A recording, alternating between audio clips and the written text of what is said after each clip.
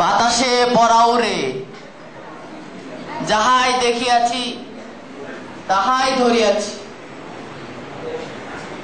কিছুই মিস করি নাই। এখন আমার গা আর নিচে নামে না।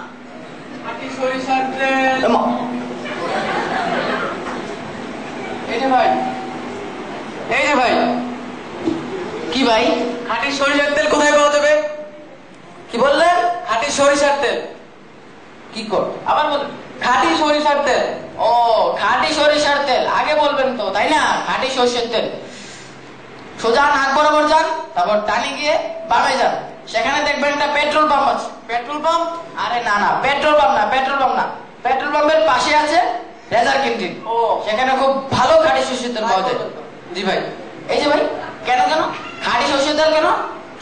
আর বলবেন না, গত ক বছর ধরে আমার 3 বউ, ওদের 3 ছেলেকে একটা ভালো কলেজে ভর্তি করাবার জন্য আমার মাথাটা ঝালাপালা করে দিয়েছে। ওমা,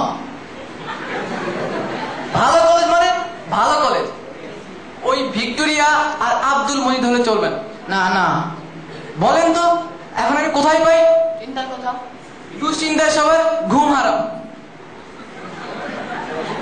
অবশেষে পেলাম ইস্পাহানি পাবলিক স্কুল ও কলেজের খোঁজ। ভালো স্কুল, ভালো স্কুল। কলেজের গুণগত মান ভালো, লোকেশনটাও ভালো, ক্যান্টনমেন্টের ভিতরে, পিঁপড়া বাজারের উল্টো দিকে। অবশেষে সব দেখে শুনে ওদের 3 ছেলেকে ফজলুল হক হাউস, নজরুল হাউস ও কুদরতি খুদা হাউসে ভর্তি করিয়ে আসলাম। ভালো কথা। আর যাবার সময় 3 বউয়ের জন্য রেজা মিয়ার ক্যান্টিন থেকে নিয়ে যাব খাঁটি সরষের তেলের 3টে শিশি। 3টে শেষ। তেল দিয়ে বলবো, নে এবার তোরা নাকি তেল দিয়ে ঘুমা, নো টেনশন।